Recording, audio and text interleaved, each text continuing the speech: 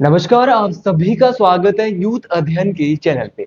देखिए, एक बार फिर से मैं हिमाचल प्रदेश की सीरीज का पार्ट 2 लेके आया हूँ और पार्ट 2 में जो हम पढ़ेंगे हिमाचल प्रदेश की पर्वत श्रृंखलाएं। देखिए, हिमाचल की पर्वत श्रृंखलाओं को पढ़ने वाले हैं और बहुत ही डिटेल से पढ़ने वाले हैं। अगर मैं बात करता हूँ हिमाचल प्रदेश की पर्वत श्रृंखलाओं की, यहाँ पे मैंने एक मैप बनाया है हिमाचल प्रदेश की पर्वत श्रृंखलाओं का। हिमाचल प्रदेश की जो पर्वत श्रृंखला है, इनको फर्दर 3 भागों में हम यहाँ से पढ़ने वाले हैं। सबसे पहले लघु हिमालय, जिनको शिवालिक पर्वत श्रृंखला भी कहा जाता है। दूसरी मध्य हिमालय, जिनको मिड हिमालय कहा जाता है। और तीसरा जो हमारा उच्च हिमालय या हमारा जो बृहत हिमालय है, इसको हम पढ़ने वाले हैं, जिसको अल्पाइन जोन भी कहा जाता है। देखिए, अगर मैं बात करता हूँ शिवालिक हिमालय की, तो नीचे वाला एरिया जिसको हम डिटेल से पढ़ेंगे कि शिवालिक हिमालय में क्या क्या चीजें आती है, किस प्रकार हम देखने वाले हैं। फिर हम पढ़ेंगे मध्य हिमालय। मध्य हिमालय की अगर मैं बात करता हूँ तो दो प्रकार की पर्वत श्रृंखला में बटा है। एक पीर पंजाल पर्वत श्रृंखला और दूसरी धौलाधार पर्वत श्रृंखला। पीर पंजाल पर्वत श्रृंखला और धौलाधार पर्वत श्रृंखला में बटा है मध्य हिमालय। उसी प्रकार हम यहाँ देखेंगे उच्च हिमालय अल्पाइन जोन को भी हम यहाँ पे देखेंगे, बहुत ही विस्तार से देखेंगे क्या क्या चीज यहाँ पे होती है। तो अगर मैं बात करता हूँ लघु हिमालय की, तो यहाँ पे लोअर वाला नीचे वाला एरिया आता है और मध्य हिमालय में बीच वाला एरिया आता है। जो हाइट वाला एरिया है वो अल्पाइन जोन में उच्च हिमालय में आता है। बीच में आती है तो इसी का नाम तभी मध्य हिमालय पड़ा है। इसके बाद मैं बात करता हूँ सबसे पहले लघु हिमालय की, या लघु हिमालय को शिवालिक हिमालय या बाहरी हिमालय भी कहता है। देखिए, शिवालिक हिमालय या इसको, इसका जो अर्थ है, कभी कभार आया था कि शिवालिक का अर्थ क्या होता है, तो शिवालिक का अर्थ होता है शिव की जटाएं या शिव की अलकाएं। ये सबसे पहले अगर मैं इसकी बात करता हूँ शिवालिक हिमालय की, तो इसका जो पुराना नाम है वो मानक पर्वत या इसको मैनाक पर्वत के नाम से भी, आपको याद रखना है कि इसको मानक पर्वत या मैनाक पर्वत के नाम से भी जाना जाता है। और इसकी जो ऊंचाई है ना, इसकी जो ऊंचाई है वो 350 मीटर से 1500 मीटर तक है। याद रखना कि 350, हिमाचल की जो टोटल हाइट है ना, वो 350 मीटर से कहाँ तक है, 350 मीटर से 7000 मीटर तक। तो हमारा जो शिवालिक पर्वत श्रृंखला आती है, लघु हिमालय जो आता है, वो 350 मीटर से 1500 मीटर के बीच में आता है। अगर मैं बात करता हूँ यहाँ पे जो एवरेज रेनफॉल होती है, यहाँ पे जो औसतन जो वार्षिक वर्षा होती है, वो 1500 मीटर से 1800 मीटर, या बोलेंगे 150 सेंटीमीटर से 180 सेंटीमीटर होती है। अगर मीटर में बोलेंगे तो 1500 मीटर से 1800 मीटर तक यहाँ पे वार्षिक वर्षा होती है। अगर मैं बात करता हूँ एरिया अंडर शिवालिक, कि शिवालिक के अंदर कौन कौन सा एरिया आता है, कि कौन कौन से क्षेत्र जो आते हैं जो शिवालिक पर्वत श्रृंखलाओं के अंतर्गत आते हैं, तो आपका सिरमौर, सिरमौर हो गया, आपका बिलासपुर हो गया, आपका हमीरपुर हो गया, आपका मंडी हो गया, आपका चंबा हो गया, आपका ऊना हो गया। और अगर मैं बात करता हूँ ऊना, ऊना ऐसा जिला है जो शिवालिक पर्वत श्रृंखलाओं के अंतर्गत सारा का सारा जो है शिवालिक के अंतर्गत आता है। तो हिमाचल का ऐसा जिला जो शिवालिक के अंतर्गत ही आता है तो वो है भैया ऊना। अगर मैं बात करता हूँ सिरमौर जिले की एक पांवटा घाटी है, वो भी कहाँ पे आती है, शिवालिक के अंतर्गत आती है। परीक्षा में पूछा गया कि सिरमौर की पांवटा घाटी किस किस हिमालय में आती है, तो शिवालिक रेंजेस में आती है। लघु हिमालय में आती है। नाहन हो गया, नाहन तहसील होगी आपकी, वो भी शिवालिक रेंजेस में आती है। मंडी जिले के जोगिंदर नगर, बहुत इंपॉर्टेंट पूछा गया है, मंडी जिले का जोगिंदर नगर। कांगड़ा जिले का कांगड़ा क्षेत्र, कांगड़ा जिले का जो मेन कांगड़ा क्षेत्र है वो भी शिवालिक में आएगा।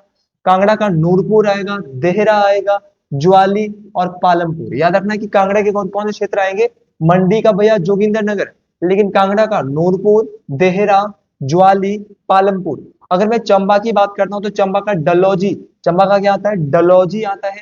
भटियात भी चंबा में है, चुराहा भी आता है, और चंबा की जो चंबा तहसील है। तो ये सारे क्षेत्र जो है वो किसके अंतर्गत आते हैं, ये सारे जो फेमस स्थान है, ये सारे जो है वो शिवालिक के अंतर्गत आते हैं। जिले क्षेत्र इसके जो इसके जो निचले हिस्से है, सिरमौर, बिलासपुर, हमीरपुर, मंडी, चंबा और ऊना के जो निचले हिस्से है ना, वो किसके अंतर्गत आते हैं, शिवालिक रेंजेस के अंतर्गत आते हैं। अगर मैं इस क्षेत्र की बात करता हूं तो यहाँ पे छोटे छोटे नालों को, देखिए जो शिवालिक के अंतर्गत जो छोटे छोटे नाले आते हैं ना, इनको स्थानीय भाषा में ना लोग क्या कहते हैं, चो या खड्डे, क्या कहते हैं, चो या खड्डे। ये क्वेश्चन परीक्षा में पूछा गया है कि शिवालिक के अंतर्गत जो नाले आते हैं इसको चो या खड्डे भी कहा जाता है। और इस क्षेत्र में मक्का, कौन कौन सी फसलें होती है, मक्का, गेहूं, धान, आलू, अदरक की पैदावार। कौन कौन से होते हैं, गेहूं, धान, आलू, अदरक। पूछा गया है परीक्षा में कि मक्का जो है वो किस हिमालय रेंज के अंतर्गत सबसे ज्यादा होता है, तो शिवालिक। गेहूं शिवालिक, धान भी होता है, आलू भी होता है, अदरक भी होता है। इन सभी फसलों की पैदावार होती है। इसके बाद में बात करता हूँ भीतरी या मध्य हिमालय की। देखिए, अगर मैं बात करता हूँ भीतरी या मध्य हिमालय की, तो इसकी जो ऊंचाई होती है वो 1500 मीटर से 4500 मीटर के बीच में स्थित है। आपको याद रखना है कि जो भीतरी या मध्य हिमालय है, इसकी जो ऊंचाई है वो 1500 मीटर से 4500 मीटर के बीच में स्थित है। और अगर मैं बात करता हूँ धौलाधार, इस पर्वत श्रृंखला में धौलाधार और पीर पंजाल इस पर्वत श्रृंखला की मुख्य पर्वत श्रृंखला है। याद रखना कि जो मध्य हिमालय है ये दो पर्वत श्रृंखलाओं में बटा है, धौलाधार पर्वत श्रृंखला और पीर पंजाल पर्वत श्रृंखला। दोनों बातें आपको याद रखनी है।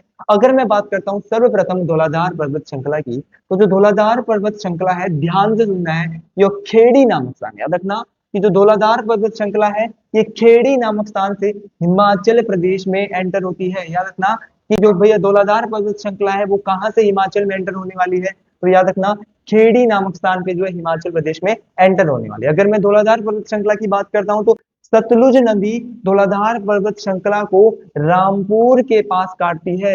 याद रखना कि जो सतलुज नदी है ये धौलाधार पर्वत श्रृंखला को कहाँ पे काट रही है भैया, रामपुर के पास काटती है। और अगर मैं ब्यास नदी की बात करता हूँ, तो ब्यास नदी इसे लारजी के पास, देखो सतलुज ने काटा रामपुर में, लेकिन ब्यास नदी ने कहां पे काटा, लारजी के पास काटा। ये बात मोस्ट इंपॉर्टेंट है। और अगर मैं बात करता हूं रावी नदी की, तो रावी नदी से चंबा में काटती है। तीन नदियां धौलाधार पर्वत श्रृंखला को काट रही है। देखिए भैया सतलुज नदी ने रामपुर पे काटा, ब्यास नदी ने लारजी में काटा, और जो रावी नदी ने वो चंबा में काटा। अगर मैं धौलाधार पर्वत श्रृंखला की बात करता हूं, तो बड़ा बंगाल के पास इसका उत्तरी हिस्सा, जब ये बड़ा बंगाल जो कांगड़ा के आसपास है, बड़ा बंगाल के पास इसका जो नॉर्थ वाला हिस्सा है, इसका जो उत्तरी हिस्सा है वो पीर पंजाल से टकराता है। याद रखना कि धौलाधार पर्वत श्रृंखला और पीर पंजाल पर्वत श्रृंखला कहाँ पे टकराती है, तो बड़ा बंगाल के पास जो है इसका जो नॉर्थ वाला हिस्सा है किसका, धौलाधार पर्वत श्रृंखला का, वो पीर पंजाल पर्वत श्रृंखला से टकराता है। और याद रखना कि जो धौलाधार पर्वत श्रृंखला इसको श्वेत श्रृंखला भी कहा जाता है, क्योंकि अक्सर जो ये धौलाधार पर्वत श्रृंखला है वो बर्फ से ढकी रहती है, और बर्फ से ढकी रहती है इसलिए इसको श्वेत श्रृंखला। तो क्वेश्चन परीक्षा में आता है कि श्वेत श्रृंखला के नाम से किस पर्वत श्रृंखला को जाना जाता है, तो धौलाधार पर्वत श्रृंखला को श्वेत श्रृंखला के नाम से भी जाना जाता है। आती है दोनों मिड हिमालय में, धौलाधार भी और पीर पंजाल भी। अगर मैं बात करता हूं इसके बाद पीर पंजाल पर्वत श्रृंखला की, देखिए दो पर्वत श्रृंखला मध्य हिमालय में हम पढ़ रहे हैं, एक धौलाधार पढ़ रही है, दूसरी पीर पंजाल पढ़ रही है। अगर मैं पीर पंजाल पर्वत श्रृंखला की बात करता हूं, तो ये मध्य हिमालय की, याद रखना ये मध्य हिमालय की सबसे लंबी पर्वत श्रृंखला है। याद रखना कि जो पीर पंजाल पर्वत श्रृंखला है ये मध्य हिमालय की सबसे लंबी पर्वत श्रृंखला है। और इसकी जो ऊंचाई है, पीर पंजाल पर्वत श्रृंखला की जो ऊंचाई है वो 3960 मीटर से 5470 मीटर है। ये बात याद रखना, मध्य हिमालय की सबसे लंबी पर्वत श्रृंखला है, ऊंचाई कितनी है, 3960 मीटर से 5470 मीटर है। दोनों ही बातें बहुत इंपॉर्टेंट है। इसके बाद बात करता हूँ कि जो रोहतांग दर्रा है, रोहतांग जो पास है, रोहतांग दर्रा चूड़धार चोटी जो सिरमौर जिले में है वो इसी पर्वत श्रृंखला में। याद रखना कि रोहतांग दर्रा और चूड़धार चोटी किस पर्वत श्रृंखला के अंतर्गत आती है, पीर पंजाल पर्वत श्रृंखला के अंतर्गत आती है। और इस श्रृंखला में कुल्लू क्षेत्र को, कुल्लू क्षेत्र, ये जो श्रृंखला है जो पीर पंजाल पर्वत श्रृंखला है, ये कुल्लू क्षेत्र को स्पीति क्षेत्र से, याद रखना कि कुल्लू क्षेत्र को स्पीति क्षेत्र से कौन सी पर्वत श्रृंखला हिमाचल प्रदेश की अलग करती है, तो पीर पंजाल पर्वत श्रृंखला अलग करती है। ये बात भी आपको याद रखना है। अब पीर पंजाल जो पर्वत श्रृंखला है इसके अंतर्गत जो प्रमुख स्थल कौन कौन से आते हैं, तो देखिए सिरमौर का पच्छाद, देखिए सिरमौर का नाहन और पोंटा घाटी कहाँ पे आ रहे थे, शिवालिक क्षेत्र में आ रहे थे, लेकिन सिरमौर का जो पच्छाद वाला एरिया है, रेणुका तहसील है, ये जो है किसके अंतर्गत आते हैं, परीक्षा में क्वेश्चन आया है, पीर पंजाल या धौलाधार पर्वत श्रृंखला या मध्य हिमालय के अंतर्गत आते हैं। जिला मंडी के चच्योट, जिला मंडी का चच्योट और करसोग तहसील, कांगड़ा और पालमपुर तहसील का ऊपरी हिस्सा, ऊपरी भाग, देखिए कांगड़ा और पालमपुर का ऊपरी भाग, पालमपुर शिवालिक के अंतर्गत भी आता है, लेकिन अगर पालमपुर की ऊपरी भाग की बात करें तो ये भी किसके अंतर्गत आता है, मध्य हिमालय के अंतर्गत आता है। ऊपरी शिमला की पहाड़ियां, ऊपरी शिमला की पहाड़ियां भी मिड हिमालय में आएगी। और जिला चंबा की चुराह तहसील, याद रखना चंबा की चुराह तहसील का ऊपरी भाग। इसके बाद में बात करता हूँ उच्च हिमालय की। उच्च हिमालय को जो है वो ग्रेटर हिमालय और अल्पाइन जोन के नाम से भी जाना जाता है। तो प्रश्न आपको याद रखना है कि किस हिमालय को उच्च हिमालय, ग्रेटर हिमालय और अल्पाइन जोन के नाम से भी जाना जाता है, तो हमारे ग्रेटर हिमालय को उच्च हिमालय को जाना जाता है। अगर मैं उच्च हिमालय की बात करता हूँ, ग्रेटर हिमालय की बात करता हूँ, तो यह पर्वत श्रृंखला, याद रखना मोस्ट इंपॉर्टेंट बात है, यह पर्वत श्रृंखला हिमाचल प्रदेश की पूर्वी सीमा के साथ चलती है। याद रखना, जो हमारी ग्रेटर हिमालय पर्वत श्रृंखला है, हिमाचल प्रदेश की जो पूर्वी हिस्सा है उसके साथ चलती है। और इसकी जो ऊंचाई है, मोस्ट इंपॉर्टेंट है, इसकी हाइट भी आपको पता होनी चाहिए।